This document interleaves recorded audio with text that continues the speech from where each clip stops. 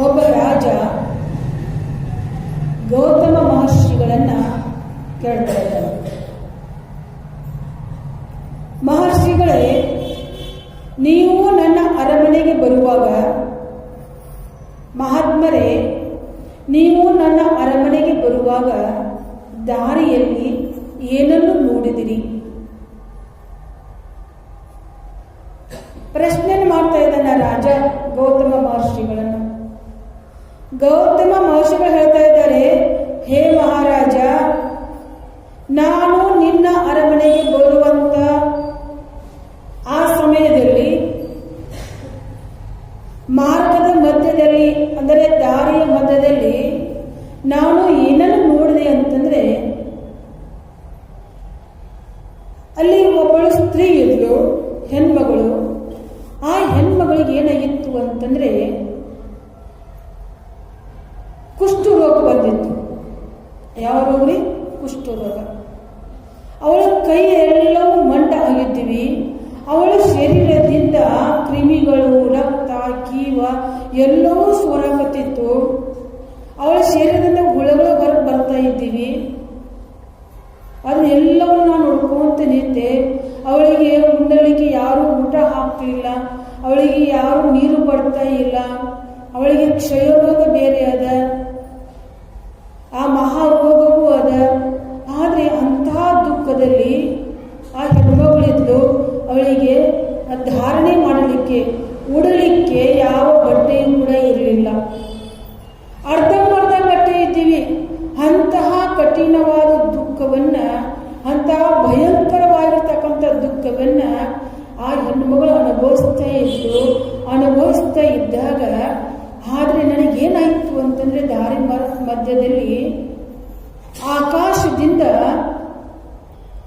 ದಿವ್ಯವಾಗಿರ್ತಕ್ಕಂಥ ಪುರುಷರು ಬಂದರು. ದಿವ್ಯವಾಗಿರ್ತಕ್ಕಂಥ ಪುರುಷರು, ಅವರ ಹಣೆಯಲ್ಲಿ 3 ಕಣ್ಣುಗಳಿದ್ದೀವಿ, ಶರೀರ ಎಲ್ಲವೂ ಗೌರವರ್ಣ ಅದ. ಆಮೇಲೆ ಸ್ವಯಂ ಪರಮಾತ್ಮ ಭಗವಾನ್ ಶಂಕರನ ಪ್ರತಿರೂಪವೇ ಇದ್ದಾರೆ ಅವರು.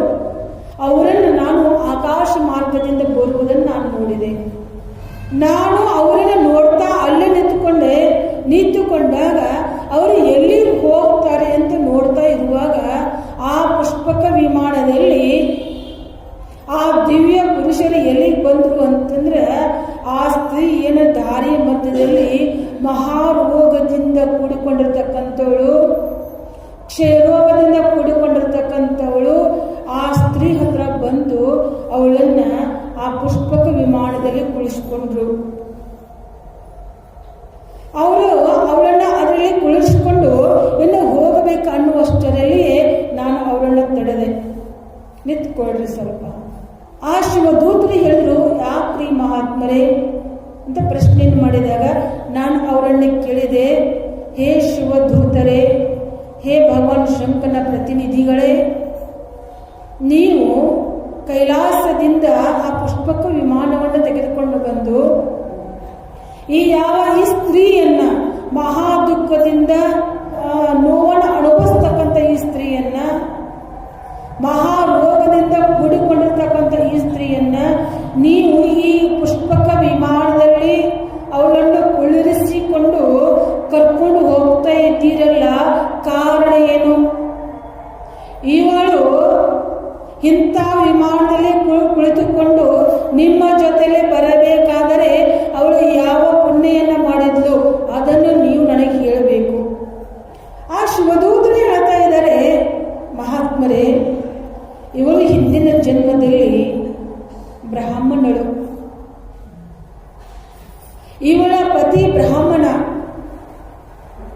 ಇವಳು ಬ್ರಾಹ್ಮಣ ಕುಲದಲ್ಲಿ ಜನಿಸಿರ್ತಕ್ಕಂಥ ಸುಂದರವಾದ, ಗುಣವತಿಯಾದ, ಧರ್ಮವಂತಳಾದ ಸ್ತ್ರೀ. ಇವಳನ್ನ ತಾಯಿ ತಂದೆ ಒಬ್ಬ ಬ್ರಾಹ್ಮಣೋತ್ತಮನಿಗೆ ಮದುವೆಯನ್ನು ಮಾಡಿಕೊಡ್ತಾರೆ. ಪತಿ ಪತ್ನಿ ಧರ್ಮದ ಮಾರ್ಗದಲ್ಲಿ ನಡೀತಾರೆ. ದಾನ ಧರ್ಮ ಪುಣ್ಯದ ಕೆಲಸಗಳನ್ನ ಬ್ರಾಹ್ಮಣ ಕುಲದಲ್ಲಿ ಹುಟ್ಟಿದ ಮೇಲೆ ಆ ಬ್ರಾಹ್ಮಣ ಕುಲಕ್ಕೆ ತಕ್ಕಂತೆ ಯಾವ ಸತ್ಕರ್ಮಗಳನ್ನು ಮಾಡಬೇಕಲ್ಲ, ತಮ್ಮ ಕುಲ ಪರಂಪರೆ ಅನುಗುಣವಾಗಿ ಸತ್ಕರ್ಮಗಳನ್ನು ಮಾಡ್ತಾ ಜೀವನವನ್ನು ಸಾಗಿಸ್ತಾ ಇದ್ದರು. ಆ ಸಮಯದಲ್ಲಿ ಏನೋ ಒಂದು ಕೆಟ್ಟ ಸಮಯ ಬಂತು. ಇವಳು ಇನ್ನೂ ಯೌವನ ಅವಸ್ಥೆಯಲ್ಲಿ ಇರುವಾಗ ಇವಳ ಪತಿ ಮರಣವನ್ನು ಅಪ್ಪುತ್ತಾನೆ. ಆತ ಇಹ ಲೋಕವನ್ನ ತ್ಯಾಗ ಮಾಡ್ತಾನೆ. ಇವಳು ವಿಧವೆ ಆಗ್ತಾಳೆ. ಆದರೆ ಪತಿ ಇಲ್ಲ ಅಂತ ತಿಳಿದುಕೊಂಡು ಇವಳು ತನ್ನ ಧರ್ಮವನ್ನು ಪಾಲನೆ ಮಾಡ್ತಾನೆ ಹೋಗ್ತಾಳೆ. ಆದ್ರೆ ನವ ಯುವತಿಯಾಗಿರ್ತಕ್ಕಂಥ ಇವಳು, ಯೌವನ ಅವಸ್ಥೆಯಲ್ಲಿ ಇರ್ತಕ್ಕಂಥ ಇವಳು ಗೌಪ್ಯವಾಗಿ ತನ್ನ ಧರ್ಮವನ್ನು ತ್ಯಾಗ ಮಾಡ್ತಾಳೆ. ತನ್ನ ಪಾತಿರತ ಧರ್ಮವನ್ನು ತ್ಯಾಗ ಮಾಡ್ತಾಳೆ. ತ್ಯಾಗ ಮಾಡಿ ಇವಳು ಏನ್ ಮಾಡ್ತಾಳೆ ಅಂತಂದ್ರೆ, ಪರಪುರುಷನ ಜೊತೆಲಿ ಸಂಘದಲ್ಲಿರುವಾಗ ಅದು ಯಾರಿಗೂ ಗೊತ್ತಿರುವುದಿಲ್ಲ. ಗೊತ್ತೇ ಇಲ್ಲದನೇ ಹಾಗೆ ಇವಳು ಪರಪುರುಷನ ಜೊತೆಲಿ ಇರುವುದು ಯಾರಿಗೂ ಗೊತ್ತಾಗುವುದಿಲ್ಲ.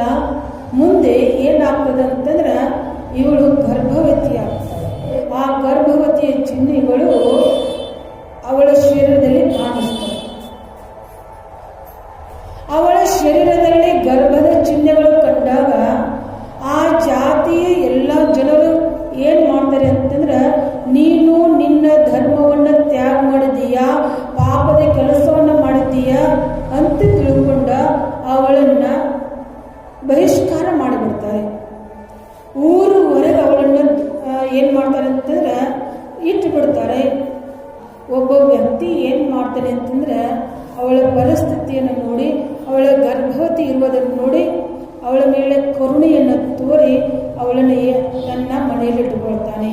ಅರಣ್ಯದಲ್ಲಿ ಅವನ ಮನೆ ಇರ್ತದ, ಆ ಅರಣ್ಯದಲ್ಲಿ ಅವಳನ್ನು ತಂದಿಟ್ಟುಕೊಳ್ತಾನೆ. ಅವನ ಮನೆಯಲ್ಲೇ ಆ ಹೆಣ್ಣುಮಗಳು ಇರ್ತಾಳೆ. ಮುಂದೆ ಅವನ ಜೊತೆಯಲ್ಲೇ ಬಾಳ್ತಾಳೆ. ಆ ಮಗುಗೆ ಜನ್ಮ ಕೊಡ್ತಾಳೆ. ಆದರೆ ಆ ವ್ಯಕ್ತಿಯ ಮನೆಯಲ್ಲಿ ಸಾಕಷ್ಟು ಆಕಳುಗಳು ಇರ್ತವೆ. ಆಕಳವನ್ನ ಜೋಪಾನ ಮಾಡುತ್ತಾನೆ ಆ ವ್ಯಕ್ತಿ. ಆದರೆ ಆ ವ್ಯಕ್ತಿ ಯಾವಾಗಲೂ ಮಾಂಸಾಹಾರಿ, ಮದುವೆಯನ್ನು ಕೊಡ್ತಕ್ಕಂಥವನು. ಇವಳು ಕೂಡ ಆತನ ಜೊತೆಲಿ ಇರುವುದರಿಂದ ಇವಳು ಸರಾಯಿ, ಮದ್ಯವನ್ನು ಕುಡಿಯೋದು, ಆಮೇಲೆ ಮಾಂಸವನ್ನೇ ತಿನ್ನೋದು, ಹೀಗೆ ಇವಳ ಜೀವನವೂ ಕೂಡ ನಡ್ಕೊಂಡು ಬರ್ತಾರೆ. ಸಂಘ ದೋಷ ಹಾಗೆ ನಡ್ಕೊಂಡು ಬಂದ ಮೇಲೆ ಒಂದು ದಿನ ಆ ವ್ಯಕ್ತಿ ಯಾವುದೇ ಕೆಲಸಕ್ಕಾಗಿ ಹೋಗಿರ್ತಾನೆ. ಹೋದಾಗ ರಾತ್ರಿ ಸಮಯ ಆಗಿರ್ತದ. ಆತನ ಮನೆಯಲ್ಲಿ ಅನೇಕ ಆಕಳುಗಳು ಇರ್ತವೆ, ಆಕಳ ಕರುಗಳು ಇರ್ತವೆ. ಅವಳನ್ನು ಕಟ್ಟಲಿಕ್ಕೆ ಆ ಹೆಣ್ಮಗಳು ಹೋಗಿರ್ತಾಳೆ.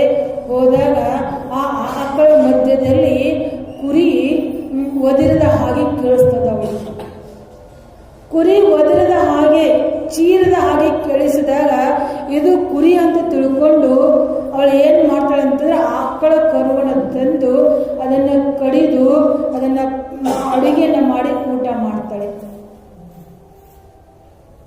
ಬೆಳಕಾದ್ಮ್ಯಾಗ ನೋಡ್ತಾಳೆ, ಅದು ಆಕಳ ಮರಿ ಆಗ್ತದೆ. ನೋಡಿಕೆರೆ ಶಿವ ಶಿವ ಶಿವ ಶಿವ ಅಂತ ಶಿವನ ಸ್ಮರಣೆಯನ್ನು ಮಾಡ್ತಾಳೆ.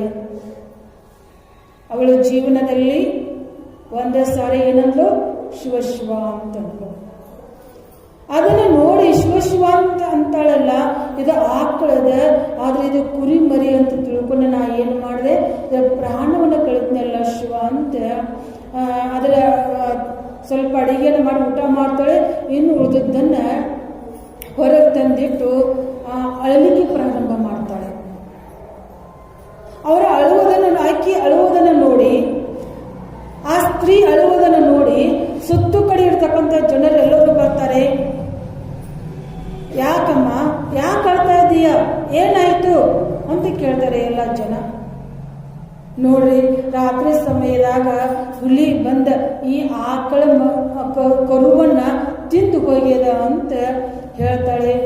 ಹೇಳಿದಾಗ ಇರ್ಲಿ ಬಿಡು, ರಾತ್ರಿ ಸಮಯ ಮತ್ತು ಇದು ಕಾಡದ, ಇಲ್ಲಿರ್ತಕ್ಕಂಥ ಕ್ರೂರವಾದ ಪ್ರಾಣಿಗಳದಾವ, ತಿಂದು ಹೋಗ್ಯದ, ಏನು ಮಾಡಕ್ ಬರೋದಿಲ್ಲ ಅಂತ ತಿಳ್ಕೊಂಡ ಆ ಆಕಳವನ್ನು ಅಲ್ಲಿಯೇ ಅದೇನು ಮಾಡ್ತಾರೆ ಅಂತಂದ್ರೆ ಅಂತ್ಯ ಸಂಸ್ಕಾರ ಮಾಡ್ತಾರೆ. ಮುಂದೊಂದು ದಿನ ಅವಳಿಗೆ ಏನಾಗ್ತದೆ ಅಂತಂದ್ರೆ ಈ ಜನ್ಮ ಬರ್ತದೆ. ಯಾವ ಜನ್ಮ? ಕುಷ್ಠರೋಗ ಜನ್ಮ ಬರ್ತದೆ. ದೇವತೆಗಳು ಯಾವ ಶಿವನ ದೂತರು ಹೇಳ್ತಾ ಇದ್ದಾರೆ, ಹಿಂದಿನ ಜನ್ಮದೊಳಗ ಇವಳು ಬ್ರಾಹ್ಮಣಳು, ಆದರೆ ಅಧರ್ಮದ ಕೆಲಸವನ್ನು ಮಾಡಿದ್ಲು, ಇವಳನ್ನು ಹೊರಗೆ ಹಾಕಿದ್ರು. ಅವಳು ಆಕಳನ್ನ ಕೊಂದು ಏನು ಮಾಡಿದ್ಲು, ಊಟ ಮಾಡಿದ್ಲು. ಆಮೇಲೆ ಇವಳು ಇದೇ ಜನ್ಮದೊಳಗೆ ಮುಂದಿನ ಜನ್ಮದೊಳಗೆ ಏನಾದ್ಲು, ಮಹಾರೋಗ ಬಂದದ ಇವಳಿಗೆ. ಈ ಮಹಾರೋಗ ಬಂದಾಗ ಏನ್ ಮಾಡಿದ್ಲು ಅಂತಂದ್ರೆ, ಎಷ್ಟೋ ಜನ ಗೋಕರ್ಣಕ್ಕೆ ಹೋಗ್ತಾರಲ್ಲ, ಯಾತ್ರೆಗೆ ಹೋಗ್ತಾರೆ, ಯಾತ್ರೆ ಮಾಡ್ತಾರೆ, ನಡ್ಕೊಂತ ಯಾತ್ರೆ ಮಾಡ್ತಾರೆ ನೋಡು. ಶ್ರೀಶೈಲಕ್ಕೆ ಎಷ್ಟೋ ಜನ ನಡೆದ ಕಾಲ್ನಡಿಗೆಯಿಂದ ಹೋಗ್ತಾರೆ. ಅವಾಗ ಎಷ್ಟೋ ಜನ ಗೋಕರ್ಣಕ್ಕೆ ಕಾಲ್ನಡಿಗೆಯಿಂದ ಹೋಗ್ತಾ ಇದ್ರು, ಪಾದಯಾತ್ರೆಯನ್ನು ಮಾಡ್ತಿದ್ರು ಗೋಕರ್ಣ ಕ್ಷೇತ್ರಕ್ಕೆ. ಅವರ ಜೊತೆಲಿ ಇವಳು ಹೋಗ್ತಾಳೆ. ನನಗೇನಾದ್ರೂ ಸ್ವಲ್ಪ ಆಹಾರ ಸಿಗುತ್ತದೆ, ಉಡ್ಲಿಕ್ಕೆ ಒಂದು ಬಟ್ಟೆ ಸಿಗ್ತದೆ ಅಂತ ತಿಳ್ಕೊಂಡೆ ಗೋಕರ್ಣಕ್ಕೆ ಹೋಗ್ತಕ್ಕಂಥ ಯಾತ್ರಿಗಳ ಜೊತೆಲಿ ಇವಳು ಹೋಗ್ತಾಳೆ. ಕೈಯಲ್ಲಿ ಬಡಿಗನ್ನು ಹಿಡ್ಕೊಂಡು ಹೋಗ್ತಾಳೆ. ಅಲ್ಲಿ ಹೋದಾಗಲೂ ಕೂಡ ಭಿಕ್ಷೆಯನ್ನು ಬಿಡ್ತಾಳೆ. ನನಗೆ ಏನಾದರೂ ಕೊಡ್ರಿ, ಏನಾದರೂ ಕೊಡ್ರಿ, ಭಾಳ ಹಸಿವಾಗಿದೆ ಅಂತ ಬೇಡಿಕೊಂಡಾಗ ಅಲ್ಲಿ ಯಾರೂ ಇವಳಿಗೆ ಏನೂ ಕೂಡುದಿಲ್ಲ. ಅವತ್ತಿನ ದಿನ ಶಿವರಾತ್ರಿ ಇರ್ತದೆ. ಏನಿರ್ತದೆ ರೀ? ಮಹಾಶಿವರಾತ್ರಿ ಇರ್ತದೆ. ಆ ಮಹಾಶಿವರಾತ್ರಿ ದಿನ ಎಷ್ಟೋ ಜನ ಅವತ್ತು ಉಪವಾಸ ಮಾಡ್ತಾರೆ ನೋಡಿ. ಎಲ್ಲ ಮಹಾಶಿವರಾತ್ರಿ ದಿನ ಎಷ್ಟೋ ಜನ ಭಗವಾನ್ ಶಂಕರನ ದರ್ಶನಕ್ಕೆ ಬರ್ತಿರ್ತಾರೆ, ಕೈಯಲ್ಲಿ ಹೂವು ಪತ್ರನ ಹಿಡ್ಕೊಂಡು. ಒಬ್ಬ ವ್ಯಕ್ತಿ ಏನು ಮಾಡ್ತಾನೆ ಅಂತಂದ್ರೆ, ಅವಳು ಬೇಡುವುದನ್ನು ನೋಡಿ ಅವಳ ಹತ್ರ ಕೊಡ್ಲಿಕ್ಕೆ ಏನಿರುವುದಿಲ್ಲ, ಆ ಪತ್ರಿಯನ್ನ ಅವಳ ಕೈಯಲ್ಲಿ ಕೊಟ್ಟು ಹೋಗ್ಬಿಡ್ತಾಳೆ. ಅವಳಿಗೆ ಆ ಸ್ತ್ರೀಯ ಕೈಯಲ್ಲಿ ಕೊಟ್ಟಾಗ ಅವಳು ಅದನ್ನು ನೋಡ್ತಾಳೆ, ಇದು ಪತ್ರಿ ಅದ, ಇದನ್ನು ತಗೊಂಡು ನಾನೇನು ಮಾಡಲಿ ಅಂತ ತಿಳ್ಕೊಂಡು ಅದನ್ನು ಜೋರೇ ಒಗೆದು ಬಿಡ್ತಾಳೆ. ಅವಳು ಶಿವಲಿಂಗದ ಮೇಲೆ ಒಗಿಬೇಕಂತ ಒಯ್ಯಂಗಿಲ್ಲ. ಆಕೆಗೆ ಅದು ಬೇಡ ಆಗ್ಯದ, ಇದನ್ನು ತಗೊಂಡು ನಾನೇನು ಮಾಡಲಿ ಅಂತ ಆ ಪತ್ರಿನ ಜೋರಾಗಿ ಒಗೆದಾಗ ಅಕಸ್ಮಾತ್ ಆಗಿ ಆ ಪತ್ರಿಗಳ ಏನು ಹೋಗಿ ಬೀಳ್ತದಂದ್ರೆ ಭಗವಾನ್ ಶಂಕರನ ಮಸ್ತಕದ ಮೇಲೆ ಹೋಗ್ಬಿಡ್ತಾಳೆ. ಅವಳು ಆಕಳನ್ನ ಕೊಂದಾಗ ರಾತ್ರಿ ಆಕಳನ್ನು ಕೊಲ್ತಾಳೆ. ಬೆಳಗಿನ ಜಾವದಲ್ಲಿ ಅದನ್ನು ನೋಡ್ತಾಳೆ. ನೋಡಿ ಶಿವ ಅಂತ 2 ಸರಿ ಅಂತಾಳೆ. ಆದರೆ ಮುಂದೆ ಗೋಕರ್ಣಕ್ಕೆ ಬರ್ತಾಳೆ. ಗೋಕರ್ಣಕ್ಕೆ ಬಂದಾಗ ಆ ಪತ್ರಿಯನ್ನ ಭಗವಾನ್ ಶಂಕರನ ಮೇಲೆ ತನಗೆ ಬೇಡಾಗಿ ಅದನ್ನು ಒಗಿತಾಳೆ. ಅದು ಶಂಕರನ ತಲೆಯ ಮೇಲೆ ಹೋಗಿ ಕುಂದಿರ್ತದ, ಶಿವಲಿಂಗದ ಮೇಲೆ ಹೋಗಿ ಕುಳಿತುಕೊಳ್ತದ. ಈ ಎಲ್ಲಾ ಕಥೆಯನ್ನು ಗೌತಮ ಮಹರ್ಷಿಗಳಿಗೆ ಶಿವನ ಸೇವಕರು, ಶಿವನ ದೂತರು ಹೇಳಿದ್ರು. ಆದ್ರೆ ಇವಳು ಜೀವನ ಪರ್ಯಂತ ಪಾಪದ ಕೆಲಸನ ಮಾಡಿದ್ದಾಳೆ. ಆದ್ರೆ ಜೀವನದಲ್ಲಿ ಒಮ್ಮೆ ಆದರೂ ಒಂದು ಸಾರೆ ಜೀವನದಲ್ಲಿ ಒಂದು ಸಾರೆ ಶಿವ ಅಂದಾಳಲ್ಲ. ಆಮೇಲೆ ಗೋಕರ್ಣದಲ್ಲಿ ಪತ್ರಿಯನ್ನು ಭಗವಾನ್ ಶಂಕರ ಮೇಲೆ ಒಗೆದಿದ್ದಾಳಲ್ಲ, ಅದನ್ನು ಭಗವಂತ ನೆನಪಿನಲ್ಲಿ ಇಟ್ಟಿದ್ದಾನೆ ಭಗವಾನ್ ಶಂಕರ.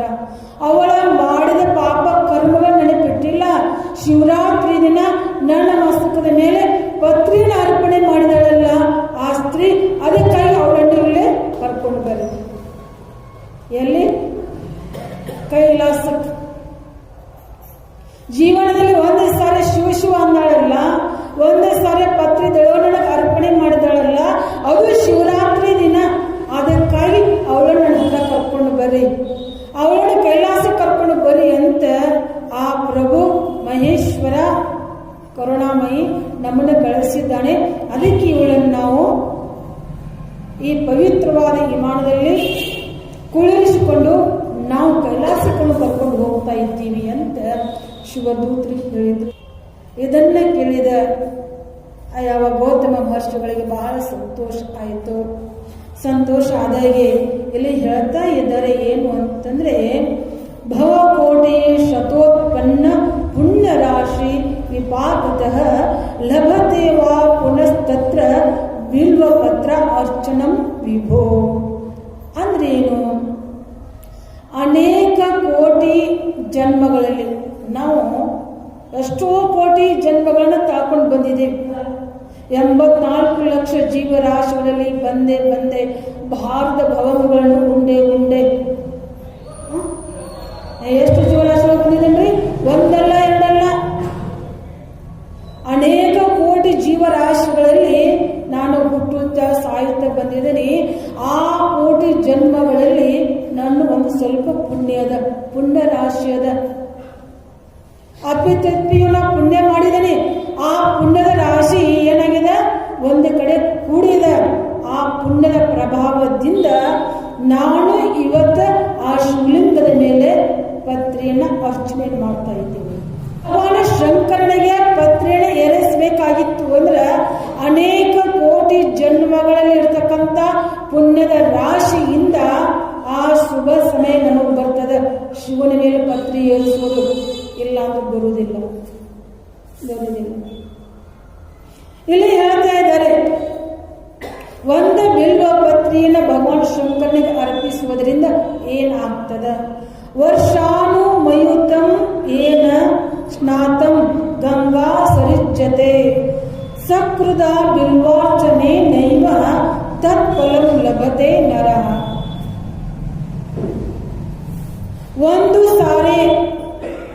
ಒಂದೇ ಒಂದು ಸಾರಿ ಭಗವಾನ್ ಶಂಕರನಿಗೆ ನಾವು ಬಿಲ್ವವನ್ನ, ಆ ಬಿಲ್ವ ಪತ್ರಿಯನ್ನ ಭಕ್ತಿಯಿಂದ ಶ್ರದ್ಧೆಯಿಂದ ಆ ಪತ್ರಿ ದಳವನ್ನ ಭಗವಾನ್ ಶಂಕರನಿಗೆ ನಾವು ಅರ್ಪಣೆಯನ್ನು ಮಾಡಿದ್ದಾದ್ರೆ, ಏರಿಸಿದ್ದಾದ್ರೆ ಮನುಷ್ಯನ ಅದಂತವೂ 10,000 ವರ್ಷಗಳವರೆಗೆ ಗಂಗಾ ನದಿಯಲ್ಲಿ ಏನು ಜಳಕ ಮಾಡಿರ್ತಾನಲ್ರಿ, ಗಂಗಾ ನದಿಯೊಳಗೆ ಒಂದು ದಿನಾನು ಬಿಡಲಾರದೆ 10,000 ವರ್ಷಗಳವರೆಗೆ ಗಂಗಾ ನದಿಯಲ್ಲಿ ಸ್ನಾನ ಮಾಡುವುದರಿಂದ ಯಾವ ಪುಣ್ಯದ ಫಲ ಬರ್ತದಲ್ಲ, ಆ ಪುಣ್ಯದ ಫಲವನ್ನ ಒಂದೇ ಒಂದು ಬಿಲ್ವ ಪತ್ರಿಯನ್ನು ಭಗವಾನ್ ಶಂಕರನಿಗೆ ಅರ್ಪಿಸುವುದರಿಂದ ಪುಣ್ಯದ ಫಲ ಬರ್ತದೆ. ಒಂದು ದಳ ಅಂತ ಮಹಿಮೆ ಇಟ್ಟಿದ್ದಾನೆ ಪರಮಾತ್ಮ. ಎಷ್ಟೋ ಸುಲಭ ಸಾಧನೆಗಳೇ ಹೇಳಿದ್ದಾನೆ ನಮಗೆಲ್ಲ. ಎಷ್ಟು ಸುಲಭದರೆ ಬೆಳಗಿನ ಜಾವದಲ್ಲಿ ಎದ್ದು ತ್ರಿಪುಂಡ ಧಾರಣ ಮಾಡಿಕೊಂಡು ಶಿವ ಅಂತ ಎಲ್ಲಿ ಪತ್ರೆಯನ್ನು ತೆಗೆದುಕೊಂಡು ಬಂದು ಶುದ್ಧವಾದ ಪತ್ರೆ, ಅದು ಎಲ್ಲೂ ಹರಿಬಾರ್ದು ಅಂತ ಪತ್ರೆ ತಂದು ಶಿವಾಯ ನಮಃ ಅಂತ ಒಂದು ಪತ್ರೆಯನ್ನು ಇಟ್ಟು ನಮಸ್ಕಾರ ಮಾಡಿದ್ರೆ ಸಾಕು, ಭಗವಂತ ಕರುಣೆ ಆಗ್ತದೆ. ಭಗವಾನ್ ಶಂಕರನಿಗೆ ಮನೆಯಿಂದ ಜಲವನ್ನು ತೆಗೆದುಕೊಂಡು ಬಂದು, ನೀರನ್ನು ತೆಗೆದುಕೊಂಡು ಬಂದು ಮನೆಯಿಂದ ಓಂ ನಮಃ ಶಿವಾಯ ಅಂತ ಜಲಾಭಿಷೇಕವನ್ನು ಮಾಡಿ ಪತ್ರಿಯನ್ನು ಏರಿಸಿದ್ರೆ ಸಾಕು, ನಾವು ಮಾಡಿರ್ತಕ್ಕಂಥ ತಿಳಿದು ತಿಳಿಯಲಾರದೆ ಮಾಡಿರ್ತಕ್ಕಂಥ ಎಲ್ಲ ಪಾಪಗಳಿಂದ ಮುಕ್ತಿ ಸಿಗುತ್ತದೆ. ಆ ಬ್ರಾಹ್ಮಣ ಸ್ತ್ರೀ ಜೀವನದಲ್ಲಿ ಪುಣ್ಯದ ಕೆಲಸನ ಮಾಡಿರಲಿ. ಒಂದು ಸಾರಿ ಶಿವ ಅಂದ್ಲು, ಒಂದು ಸಾರಿ ತನಗೆ ಬೇಡಾಗಿರ್ತದೆ ಪತ್ರಿ, ಆ ಪತ್ರಿ ಜೋರಾಗಿ ಮುಗಿತಾಳೆ, ಶಿವಲಿಂಗ ಮೇಲೆ ಬೀಳ್ತದೆ. ಅವಳಿಗೆ ಮೋಕ್ಷ ಸಿಕ್ಕಿದ ಅಂತಂದ್ರೆ ಕಲಿಯುಗದೊಳಗೆ ಯಾಕೆ ಸಿಗಲ್ರಿ? ಬಹಳ ಸುಲಭ ಅದರಿ. ಪರಮಾತ್ಮನ ಕರುಣೆ ಬಹಳ ಜಲ್ದಿ ಆಗ್ತದೆ. ಅಲ್ಲಿ ಈ ಕಲಿಯುಗ ನಾಳೆ ಶಿವರಾತ್ರಿ ಬರ್ತದೆ ನೋಡ್ರಿ, ಎಲ್ಲರೂ ಉಪವಾಸ ಮಾಡ್ರಿ, ಒಂದು ದಳ ಪತ್ರಿನ ತಂದು ಭಗವಾನ್ ಶಂಕರನಿಗೆ ಅರ್ಪಣೆಯನ್ನು ಮಾಡ್ರಿ, ನಿಮ್ಮ ಮಣ್ಣಿಯಿಂದ ನೀರು ತಂದು ಜಲಾಭಿಷೇಕ ಮಾಡ್ರಿ. ಆ ಭಗವಂತ ನಿಮಗೇನು ಕೊಡ್ಬೇಕಿಲ್ಲ ಅದನ್ನು ಅವನೇ ಕೊಡ್ತಾನೆ.